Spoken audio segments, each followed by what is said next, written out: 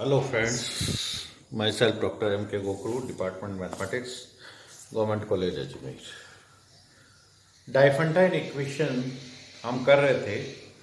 2 variables के लिए किस तरह से सॉल्व करना था, 3 वेरिएबल्स के लिए भी किस तरह से सॉल्व करना है डाइफेंटाइन इक्वेशंस को, और उसके बाद X square plus Y square is equal to Z square को क्वाड्रेटिक इक्वेशन को 2 वेरिएबल्स के क्वाड्रेटिक वेरिएबल्स में हो तो डाइफेंटाइन इक्वेशन को सॉल्यूशन किस तरह से होगा ये अपन ने देखा था।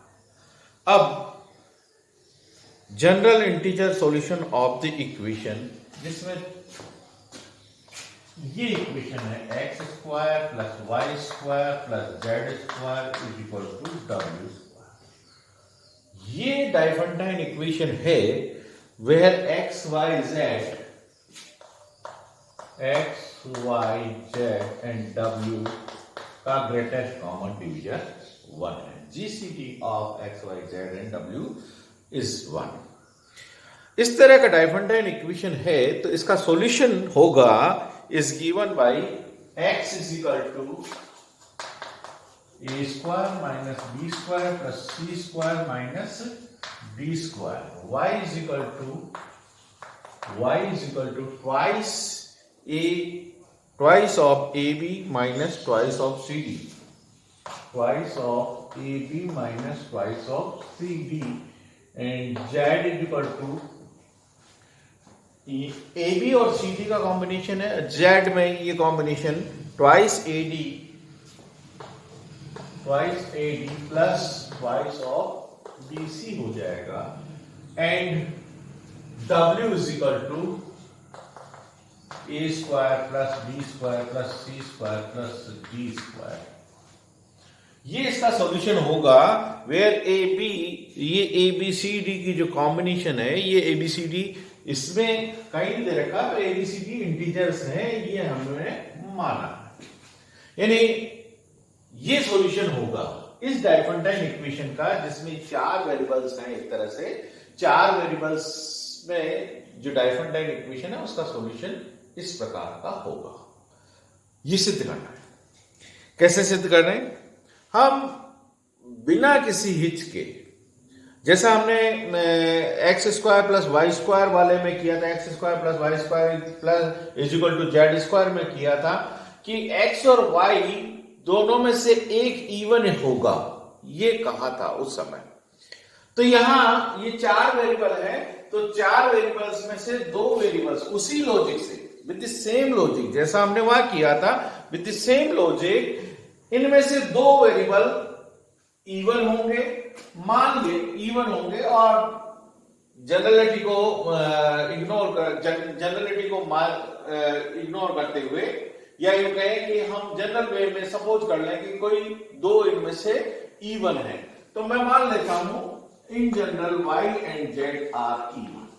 y और z, क्योंकि हमने पहले X square plus Y square is equal to Z square वाला जो डाइफेंटाइन इक्वेशन किया था, हमने उसमें बताया था कि एक्स और वाई में से कोई एक इवन होगा, और वो हमने प्रूव भी किया था। उसी तरह से without losing the generality we can suppose कि ये और वाई और जेड दोनों इवन है, और इवन होने के नाते हम इनको y/2, वहां y/2 लिया था और इसको y/2 लिया था, तो यहां y/2 और z/2 का ग्रेटेस्ट कॉमन डिवीजर इवन है। इवन में 2 का भाग लगा जाएंगे तो कोई संख्या मिल जाएगी। y और z भी इवन है, तो इन दोनों में जो इवन है उसमें 2 का भाग लगाने पर उनका ग्रेटेस्ट कॉमन डिवीजन लेते हैं, तो माना कि ग्रेटेस्ट कॉमन डिवीजन इन दोनों का r है, और बाकी के 2 ऑड हैं, तो x और w में मान लेता हूं ऑड है, और x और w जब ऑड है तो x और w का मैं ग्रेटेस्ट कॉमन डिवीजन s मान लेता हूं जो ऑड है। इसका मतलब मैं इसको यूं लिख सकता हूं कि इवन वाले का ग्रेटेस्ट कॉमन डिवीजर r और ऑड वाले का ग्रेटेस्ट कॉमन डिवीजर s, यानी y को मैं लिख सकता हूं, y can be written as twice of r y1, देख लीजिए y इवन, इस दो के होने से इवन हो जाएगा, r इनका ग्रेटेस्ट कॉमन डिवीजर है, और y1 मैंने एक और इंट्रोड्यूस कर दिया कि y को मैं यूं लिख सकता हूं। इसी तरह से z क्या हो जाएगा, z equal to twice r z1, twice r z1। अब इन दोनों का ग्रेटेस्ट कॉमन डिवीजन निकालो तो r आ जाएगा, और y1 और z1 का ग्रेटेस्ट कॉमन डिवीजन क्या होगा, 1 हो जाएगा। इसी तरह से x और w का ग्रेटेस्ट कॉमन डिवीजन s है, तो मैं x को लिख सकता हूं sx1 और w को लिख सकता हूं sw1। Greatest common division s आ जाएगा, और x1 और w1 का ग्रेटेस्ट कॉमन डिवीजन क्या आ जाएगा, x1 और w1 का ग्रेटेस्ट कॉमन डिवीजन क्या हो जाएगा, 1। तो थोड़ा सा मैंने इसको अरेंज किया अपने हिसाब से कि भाई इस तरह से लिख लें तो हमें थोड़ी सी सुविधा हो जाएगी। और ऐसा करने पर देखिए इस इक्वेशन का क्या बनेगा। इस इक्वेशन को मैं लिख सकता हूं y square plus Z square equal to w square minus x square. अब y की जगह मैं क्या लिख दूं, twice r y1 whole square plus twice r z1 whole square is equal to w की जगह sw1 माइनस sw1 का होल स्क्वायर माइनस sx1 का होल स्क्वायर। और इसको लिखा जा सकता है, देखिए ये ट्वाइस r 4 हो जाएगा, ट्वाइस r1 इसमें 4 हाँ ठीक है, 4 r स्क्वायर कॉमन ले लेता हूं, और ये y1 square plus z1 square, और इधर क्या होगा s स्क्वायर कॉमन ले लेता हूं, और बचेगा w1 square minus x1 square, ये बच जाएगा। इसमें से मैं इस 4 का इधर डिवाइड करूंगा, किस तरह से डिवाइड करूंगा, r square y1 square plus z1 square is equal to s and w1 minus x1 upon twice, ये 1 2 यहां दे दिया, और w1 plus x1 upon twice, ऐसा लिख देंगे। इसमें कोई हर्ज नहीं है, हम ऐसा लिख सकते हैं। w1 plus x1 plus minus इधर भी दिए, 2 2 4 हो गए, 4 यहां से डिवाइड मैंने किया था, वो s स्क्वायर सॉरी ये s स्क्वायर। तो ये इक्वेशन इस फॉर्मेट में लिखा गया।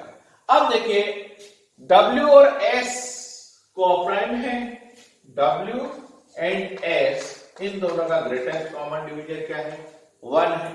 तो r और w नहीं, r और s, सॉरी ये r और s, क्योंकि इसका r लिया ना मैंने यहां, और ये s लिया, r और s का 1 है।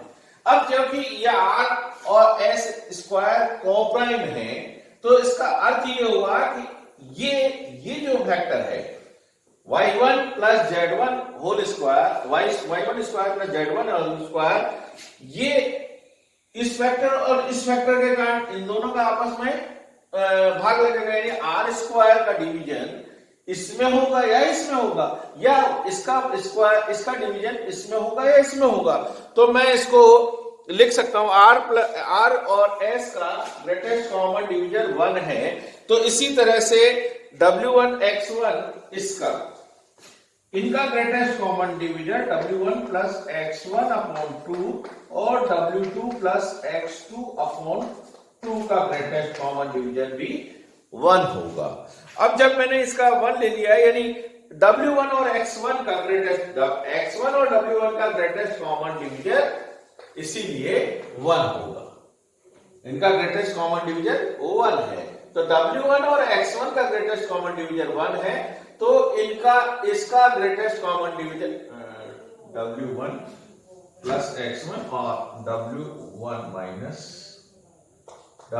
माइनस x1, इसका ग्रेटेस्ट कॉमन डिवीजन भी 1 होगा। मैं ये अपने ग्रेटेस्ट कॉमन डिवीजन जब पढ़ा था तो उसकी थ्योरम के आधार पर ये मैं लिख रहा हूं रिजल्ट। और इसका अर्थ ये हुआ कि r को अगर मैं r स्क्वायर है ना, r को मैं अगर r1 r2 मान लूं, r को r1 r2 मान लूं, तो मेरे पास ये जो फैक्टर है, इस फैक्टर को मैं यहां लिखता हूं, जगह है,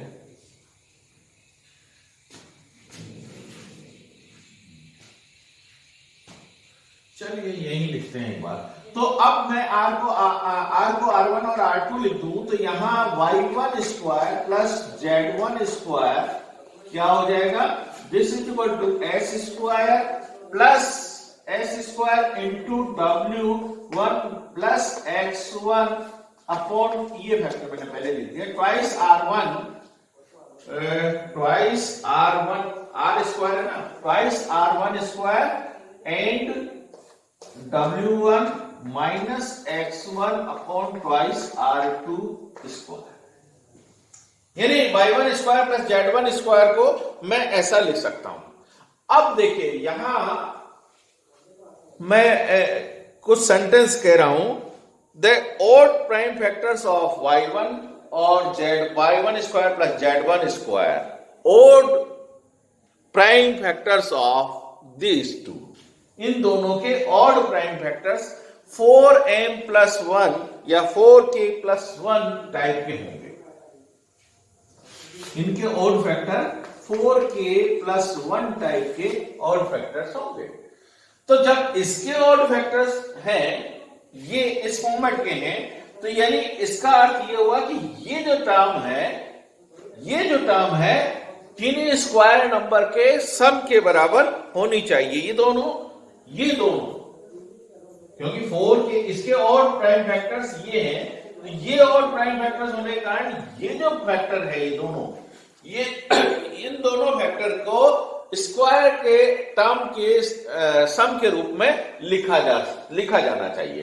तो मैं मान लेता हूं कि w1 प्लस, यानी ऐसे integer a1 dash b1 dash and c1 dash and d1 dash, ये ऐसे इंटीजर एग्जिस्ट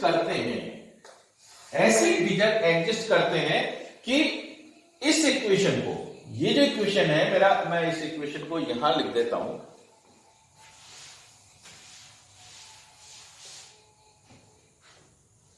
इस इक्वेशन को मैं लिख रहा हूं y1 square plus z1 square is equal to s square into w1 plus x1 by 2 r1 square and w1 minus x1 upon 2 r2 square, ये ऐसा लिख दिया।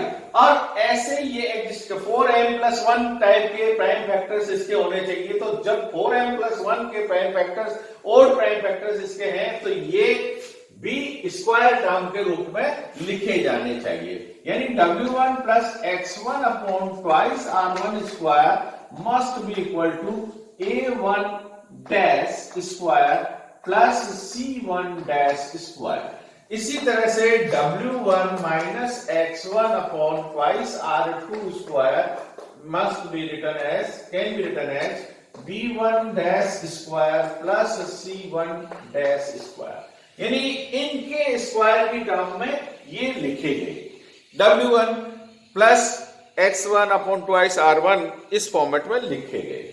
जब ये इस फॉर्मेट में लिख दिए, तो अब देखिए यहां मैं इसको सब्स्टिट्यूट करता हूं, तो y1 square plus z1 square must be equal to s square into this a1 dash square plus c1 dash square, practically लिखा है ये, into b1 dash square plus c1 dash square. और इसको s को इनके साथ कंबाइन करते हुए, s एक फैक्टर इसके साथ देते हुए मैं इसको यूं लिख सकता हूं, without loss of generality, a1 dash था उसको स्क्वायर, s इसमें डैश वाले में इनबिल्ट कर दिया मैंने, a1 square plus c1 square, and इसको लिख सकते हैं b1 square plus c1 square, यानी s को इसके अंदर देते हुए, एक s को इसके अंदर, एक s को इसके अंदर देते हुए मैंने इस डैश वाले टर्म को इस तरह से लिख दिया। यानी ये हो गया y1 square plus z1 square. अब मेरा उद्देश्य तो ये है कि x y z, ये x y z और w सब निकाल लें और abcd के टर्म में निकाल लें। तो मैं इसको अब यहां से रिमूव कर देता हूं, यह आ गया। अब इस फैक्टर को ऐसा लिख सकते हैं y1 plus under root minus 1 z1 into y1 minus under root minus 1 z1। देखिए इमेजिनरी टर्म के रूप में मैंने इसको लिख दिया है और इस इधर वाले फैक्टर को इसी तरह से इन फैक्टर्स को भी ऐसा लिख सकते हैं। मैं अब यहां क्योंकि हम इमेजिनरी टर्म से भी वाकिफ हैं तो आयोटा का प्रयोग कर लेता हूं मैं कि a1 plus iota c1 into a1 minus iota c1, इस फैक्टर को तो ऐसा लिख दिया और इसी के साथ एंड इसके मल्टीपल में वो फैक्टर भी है, यानी b1 plus iota d1 sorry a1 c1 और a1 dash c1 dash d1 different d1, ये भी d1, ये भी d1, b के साथ d का कॉम्बिनेशन है, a के साथ तो c का कॉम्बिनेशन है, a और c का, a और c और b और d, d1 स्क्वायर। तो ये b1 plus iota d1 and b1 minus iota d1, यानी इसको भी इमेजिनरी टर्म के रूप में लिख दिया, इसको भी इमेजिनरी टर्म का यूज करके स्क्वायर टर्म को मैंने ब्रेक कर दिया। अब बहुत सेफली अगर हम इसको कैलकुलेट, हमारा x y z और w x1 y1 z1 w1 d1 ये कैलकुलेट हो जाए तो जो हमने माना था कि ये y is equal to twice r y1, z is equal to twice r z1 and x is equal to s x x1 and y is equal to y z w is equal to s w1, ये माना था हमने।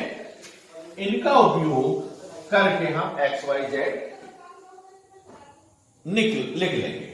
अब देखिए यहां इस plus वाली term को मैं इस दोनों प्लस वाली टर्म का, ये चारों टर्म मल्टीप्लिकेशन में है तो मैं ऐसा लिख सकता हूं y1 plus iota z1 is equal to a1 plus iota c1 and b1 plus iota d1 and इसी तरह से y1 माइनस आयोटा z1 को मैं लिख दूं कि a1 प्लस प्लस वाली टर्म प्लस के साथ और माइनस वाली माइनस के साथ, minus iota c1 and b1 minus iota d1। अब यहां से कैलकुलेट करें, रियल टर्म को रियल के इक्वेट करें और इमेजिनरी को इमेजिनरी से इक्वेट करें, तो यहां से मेरे पास रिजल्ट क्या आएगा। देखिए y1 is equal to a1 b1 यहां से आएगा, a1 b1 and iota square c1 d1 होगा, तो आयोटा स्क्वायर माइनस 1 होता है तो ये माइनस c1 d1 आ जाएगा। ये y1 की वैल्यू हो गई। अब इसी तरह से z1 की वैल्यू यहां से देखें, z1 की value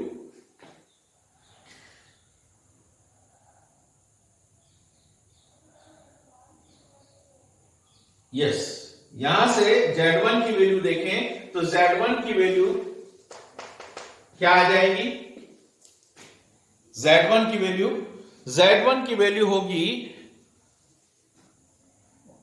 a1 d1, a1 iota के साथ में a1 d1 plus b1 c1, a1 d1 plus b1 c1, ये z की वैल्यू हो जाएगी। अब इन दोनों से x1 और x1 इन दोनों की वैल्यू जब यहां रखेंगे इनमें इस वाले फॉर्मेट में, तो x1 की value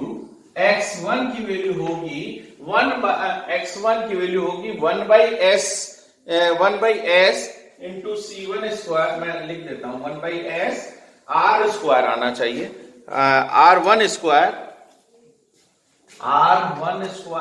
A square C square A1 square plus C1 square and plus minus R2 square A B1 square plus B1 square.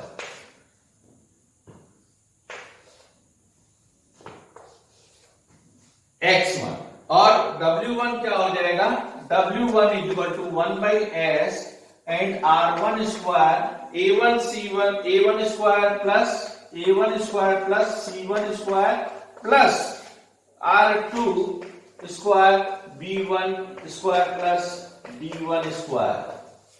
ये कैलकुलेशन हमारे पास आ जाएगी।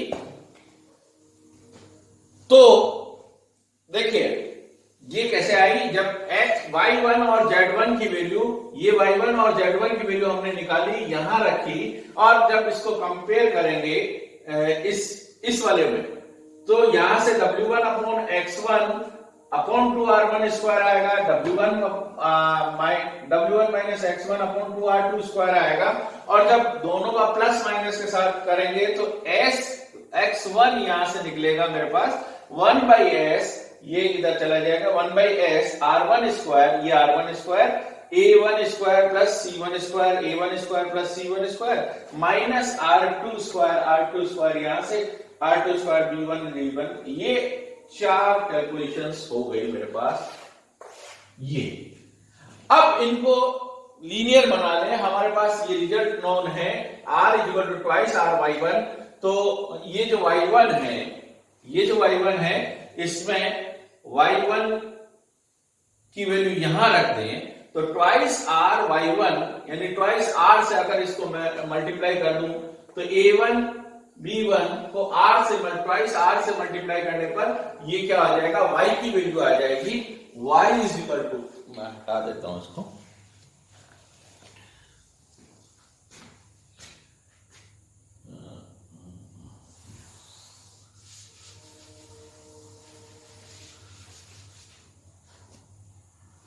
y की वैल्यू आ जाएगी a1 b1 है ना, r के साथ ट्वाइस r के साथ मल्टीप्लाई होने पर ये ab माइनस c,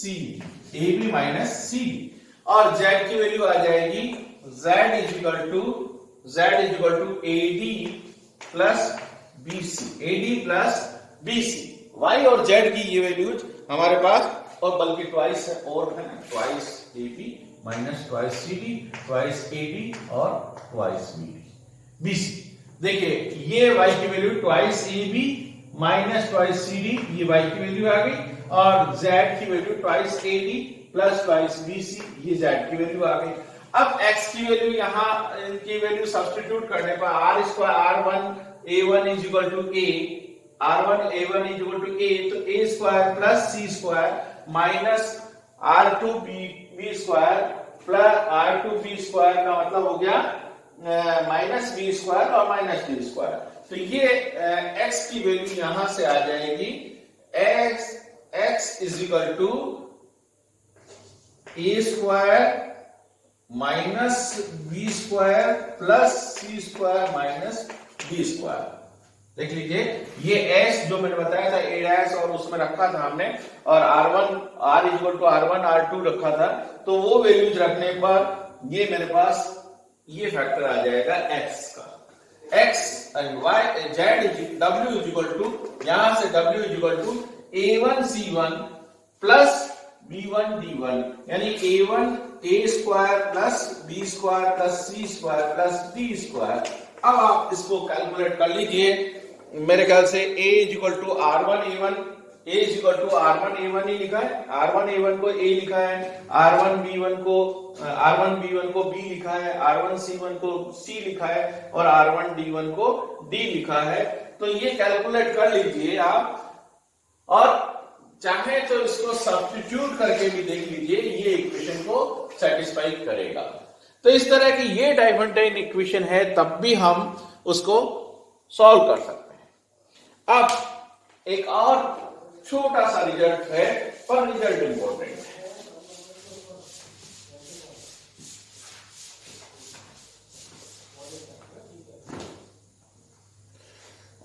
रिजल्ट क्या है? If x Y z is a solution of, if x Y z is a solution of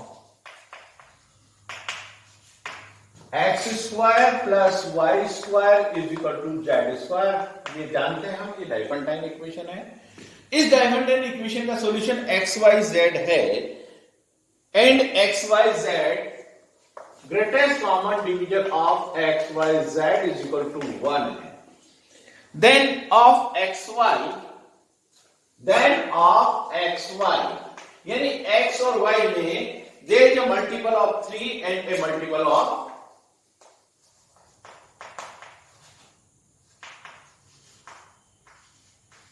3 and a multiple of 4।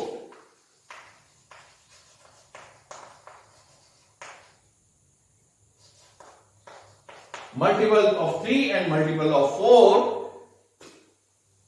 also one of x y z is a multiple of 5, hence x y z is a multiple of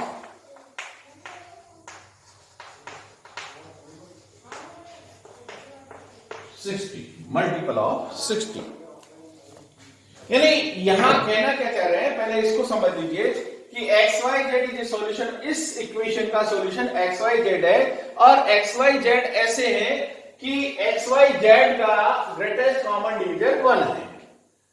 अब ये कह रहा है कि अगर x Y 3 का, x Y में एक 3 का मल्टीपल है तो दूसरा 4 का मल्टीपल है, तथा एक्स वाई जेड में एक 5 इज ए मल्टीपल ऑफ 5, एक 5 का मल्टीपल है तो एक्स वाई जेड का गुणा 60 के बराबर होगा। यानी एक्स वाई जेड में एक 3, एक 4, एक 5 होगा। ठीक है, एक्स वाई जेड में एक 3, एक 4, एक 5 होगा। पहला ये इन दोनों एक्स वाई के लिए ही बात कर रहे हैं। एक्स वाई एक मल्टीपल है 3 का तो दूसरा 4 का मल्टीपल होगा, सीधी सी बात है। और तीसरा एक्स वाई जेड में से एक 5 का मल्टीपल होगा, ये दे रखा है। तो निश्चित रूप से एक्स वाई जेड 60 का मल्टीपल होगा। कैसे प्रूव करें? इसको कॉन्ट्रडिक्शन से प्रूव करें। देखिए प्रूफ में एक्स वाई की पहले बात करें। एक्स वाई में मल्टीपल 3 का है तो 3 का मल्टीपल है तो यानी 3n टाइप का होगा। अब मैं थोड़ी देर के लिए कंट्राडिक्टरी मान लेता हूं कि ये नहीं है पॉसिबिलिटी। एक्स वाई में से कोई भी 3 का मल्टीपल नहीं है। 3 का मल्टीपल नहीं है तो संख्या के नियम के हिसाब से ये तो 3n+1 होगा या 3n-1 होगा। इनमें से 3n+-1 हर इंटीजर को रिप्रेजेंट करता है, ये हमने पहले संख्या सिद्धांत में देखा था। अब जब ये 3 का मल्टीपल नहीं है और ये 3n+1 के हिसाब से है तो इसका स्क्वायर करें तो 3n+1 +-1 का स्क्वायर क्या देगा भाई? 9n² + 6n+1। इसको मैं ऐसा लिख सकता हूं 6 या 3n² +2n+1 ऐसा लिख सकता हूं। अब ये क्या है? एक इंटीजर है, एक इंटीजर है 3, तो मैं इसको लिख सकता हूं, इस इंटीजर को k मान लेता हूं तो ये हो गया 3k+1। यानी ये 3n+-1 कैसा भी हो, ये कैसा भी हो, ये संख्या जो स्क्वायर करने पर आएगी वो स्क्वायर करने पर ये संख्या आ जाएगी, यानी 3k+1 टाइप क्या है। अब यहां से फिर देखें, ये 3k प्लस एक स्क्वायर है ना, इन दोनों में से ये स्क्वायर है, ये भी स्क्वायर है, तो एक 3 का मल्टीपल नहीं है, तो ये इनमें से एक 3n प्लस 1 होगी और 3n माइनस 1 दूसरी होगी। तो मैंने दोनों का निकाल लिया कि 3 दोनों का स्थिति में ये 3k प्लस 1 होगी, तो ये 3k प्लस 1 टाइप संख्या है, ये 3k प्लस 1 टाइप संख्या है, तो ये कितनी बन जाएगी? 3k प्लस 2 टाइप की संख्या बन जाएगी। और 3k प्लस 2 टाइप की संख्या दोनों, क्योंकि ये 3k प्लस 1 है, ये 3k प्लस 1 टाइप की संख्या है, तो ये संख्या जो है स्क्वायर कभी नहीं होगी, ये किसी भी संख्या का स्क्वायर नहीं होगा। 3k प्लस 1 किसी भी संख्या का स्क्वायर नहीं बनेगा। तो इसका मतलब हमारा जो सपोजिशन था कि 3n का मल्टीपल नहीं है, वो गलत है। तो इसका मतलब ये हुआ कि x y में से एक 3 का मल्टीपल है, एक तो ये हो गया, x y में से कोई एक 3 का मल्टीपल है। उसी लॉजिक पे चले तो 4 के लिए बात करें तो 4n नहीं होगा, x y में कोई भी 4 का मल्टीपल नहीं है, यानी 4n टाइप का कोई नहीं है। तो 4n टाइप का नहीं है तो क्या होगा? 4n plus minus 1। 4n अपन ने संख्या सिद्धांत में पढ़ा था, ये होगी 4n प्लस माइनस 1 और 4n प्लस माइनस 2 टाइप की संख्या होगी। अब 4n प्लस माइनस 1 किस रूप की है तो इसका स्क्वायर क्या होगा? 4n प्लस माइनस 1 का square, this is 16n plus 8n, हर स्थिति में प्लस माइनस 8n, यहां भी प्लस माइनस किया तो यहां प्लस माइनस कर देना चाहिए मुझे, तो ये प्लस माइनस जो कुछ भी है ये प्लस माइनस, पर अल्टीमेटली ये प्लस माइनस जो कुछ भी है ये इंटीजर रहेगा 3k प्लस। इसी तरह से 8n plus minus 16n square plus minus 8n plus 1 ये होगा। अब यहां से मैं 4 कॉमन ले लेता हूं, बल्कि 8 ही ले सकते हैं, 4 ले लेता हूं, 8 ही ले लेते, चलिए 8 आ रहा है। 2n square plus minus n plus 1, यानी अगर इस फॉर्मेट की संख्या है तो उसका रिजल्ट क्या आएगा? इसको k1 मान लेता हूं थोड़ी देर के लिए, तो ये संख्या कैसी होगी? 8k1 plus 1, 8k1 plus 1 type की होगी। अगर 4n प्लस माइनस 2 टाइप की है तो ये क्या होगा? 16n square plus 16n plus minus 16n plus 4। तो मैं यहां से 4 कॉमन ले लेता हूं, 4 कॉमन लेने पर ये बच जाएगा 4n square plus 4n plus minus 4n plus 1।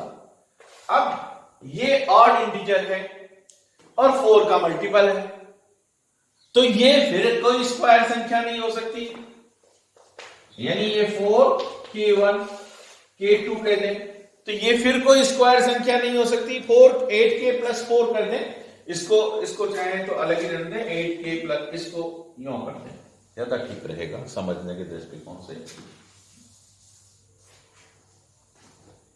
इसको 8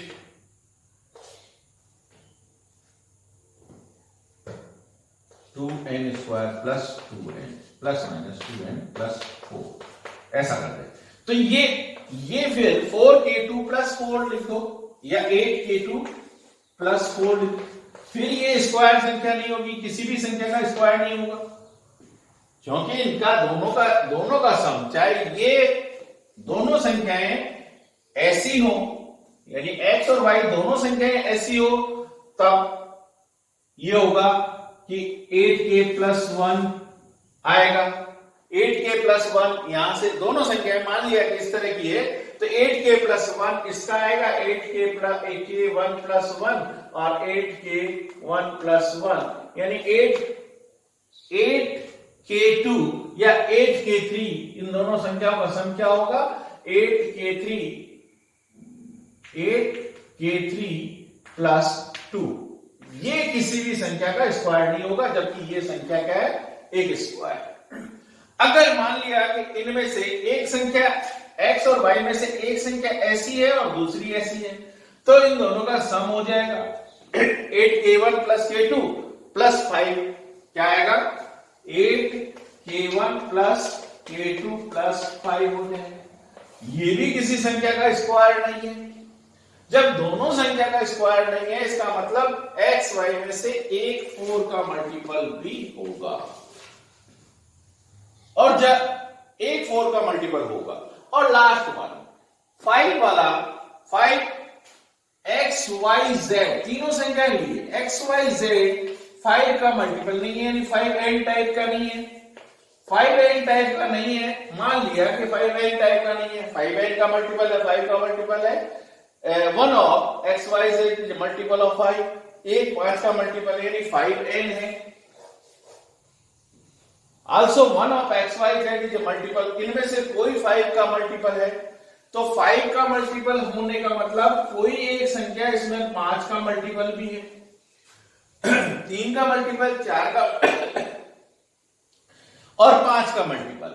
इन तीनों संख्या का इस तरह से सेटिंग है कि 3 का मल्टीपल, 4 का मल्टीपल और 5 का मल्टीपल। तो xyz 5 का मल्टीपल है, तो क्या होगा 5k+-1, 5k+-2 और 5k+-1। 5 का मल्टीपल नहीं है, तो क्या होगा 5k+-1 और 5k+-2 एंड देखिए सारे टीचर आ जाते हैं कि बट अब फिर इनका वही रिपीट करें। रिपीट करने के बाद हम वही सारी चीजें जो x3 के लिए किया था, 4 के लिए किया था, अब 5 के लिए करें, तो 5 में तीनों संख्याएं कहीं न कहीं ये इंडिकेट करता है कि ये एक 5 का मल्टीपल होगा, इनमें से एक 5 का मल्टीपल है।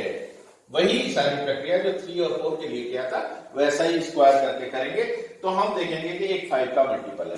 जब 3 का मल्टीपल है, 4 का मल्टीपल और 5 का मल्टीपल है, तो जो xyz है वो क्या हो जाएगा कोई भी एक संख्या 3 ले ले, एक 4 ले ले और एक 5 ले ले, या इनके मल्टीपल ले ले, तो 12×60 हो जाएंगे। तो 60 का मल्टीपल होगा अगर ये स्थिति है। तो इस तरह के कुछ क्वेश्चन डाइफंटाइन इक्वेशन के किए हैं। लास्ट और करेंगे कुछ क्वेश्चंस मुझे और करने थे, पर नेक्स्ट टाइम पे हम कुछ एग्जांपल्स करके इसको समाप्त करेंगे। धन्यवाद।